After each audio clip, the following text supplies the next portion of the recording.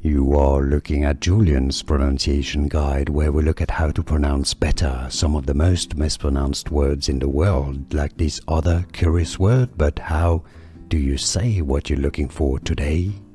Let's learn once and for all how to pronounce this name, a quite popular surname. If you want to learn more confusing names from Gaelic, Scottish, Irish, stay tuned. We've got tons more confusing ones for you here.